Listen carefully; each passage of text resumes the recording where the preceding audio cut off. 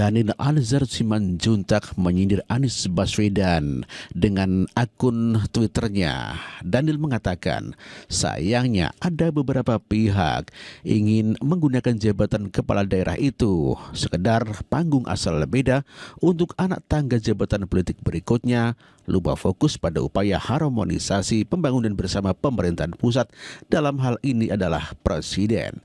Ya, tentu saja hal ini adalah untuk menyindir Anies Baswedan dikarenakan selama 5 tahun pemerintahan Anies Baswedan di Jakarta ya bertentangan dengan pemerintah pusat Presiden Joko Widodo, sehingga Jakarta selama Anies Baswedan memimpin ya hanya stuck saja, tidak ada kemajuan.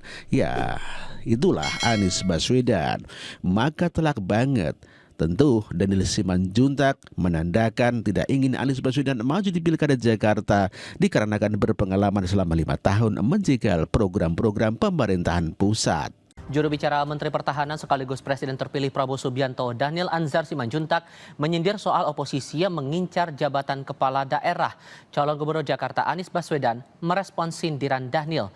Dalam sejumlah unggahan via akun X miliknya, Daniel mengingatkan jabatan gubernur hingga wali kota bukan jabatan oposisi, melainkan kepanjangan pemerintah pusat, bukan sekadar panggung asal beda untuk mencari jabatan politik berikutnya. Lewat unggahannya via akun X hari Jumat lalu, Daniel menulis, jabatan gubernur, bupati, wali kota itu bukan jabatan oposisi. Dia adalah kepanjangan tangan pemerintah pusat. Fatsunnya ketika terpilih tentu harus siap menurunkan dan menjalankan tugas-tugas pembantuan. Pada unggahan berikutnya, Daniel kembali menulis, sayangnya ada beberapa pihak ingin menggunakan jabatan kepala daerah tersebut sekadar panggung asal beda untuk anak tangga jabatan politik berikutnya. Lupa fokus pada upaya harmonisasi pembangunan bersama pemerintahan pusat, dalam hal ini Presiden. Ya, Anies Baswedan memang betul apa yang dikatakan oleh Daniel Anzar Simanjuntak. Anies Baswedan tidak mau kehilangan panggungnya sehingga dia ingin menjadi gubernur sebagai batu loncatan untuk maju di dalam Pilpres 2029 mendatang.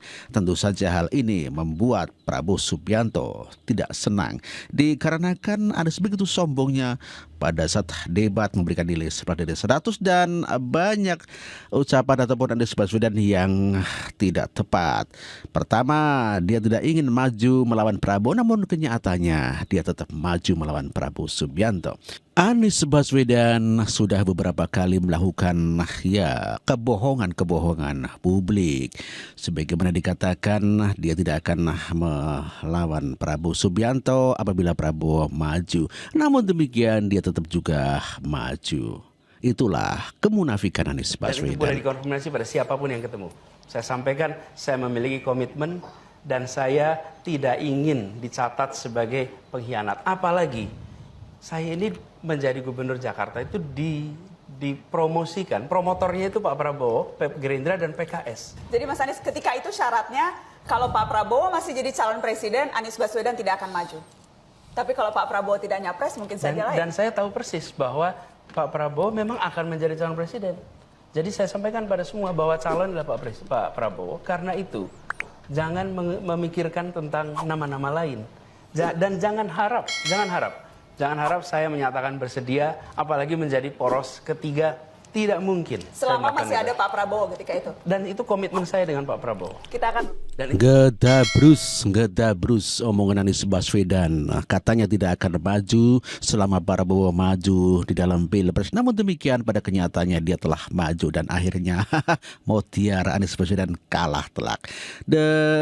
Dengan melawan Prabowo Subianto. Makanya jadi orang itu harus konsisten dan konsekuen. Ya, jangan sok jagoan mentang-mentang dapat dukungan dari PKS lalu dengan merendahkan seorang jenderal TNI. Aduh, Anies Baswedan juga menolak jika diajak Prabowo ngopi bareng. Ya, kesombongan Anies Baswedan terulang lagi. Namun demikian pada kenyataannya akhirnya dia berharap diajak Prabowo untuk bertemu. Akhirnya Prabowo pun tidak sudi ketemu Anies Baswedan. Presiden akan menjadi panglima diplomasi dunia. Dan itu artinya berada di forum-forum global, menyampaikan pesan Indonesia untuk dunia. Selalu dalam kesempatan-kesempatan seperti itu ada protokolnya. dan tidak mungkin diberikan kesempatan berbicara berjam-jam untuk menjelaskan. Ada batasannya. Justru kepemimpinan diharuskan bisa menguasai komunikasi supaya gagasan bisa disampaikan dalam waktu yang diberikan. Dan ini bukan urusan antara satu pribadi dengan pribadi lain yang harus dijelaskan. Ini adalah forum untuk seluruh rakyat paham. Bukan ngopi di ruang yang tertutup.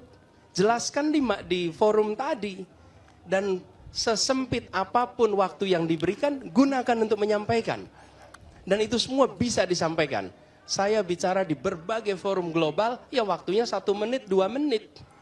Tapi saya pernah menyampaikan di depan Sekjen PBB dalam waktu 2 menit. Dan gagasannya kemudian diterima oleh Sekjen PBB. Artinya apa? Ya memang kita harus menggunakan itu. Ini bukan antar pribadi. Jadi saya ingin garis bawahi, ini bukan ngopi bareng ditunjukin data. Keterbukaan di dalam menyampaikan pendapat itu penting. Dan transparansi itu diwujudkan, bukan dalam bentuk kata-kata. Itu pesan pertama. Jadi ini bukan antar pribadi, tapi justru untuk rakyat Indonesia. Itulah Presiden kata-kata Anies Baswedan yang hanya pandai cuap-cuap saja namun kenyataannya tidak becus kerja. Sudah dibuktikan 5 tahun menjadi Gubernur Jakarta. Aduh. PKS sebagai perwujudan Anies Baswedan karena mendukung Anies Baswedan di Pilpres dan di Pilkada, ya tentu saja ini membuat Prabowo tetap masih sakit hati dengan PKS.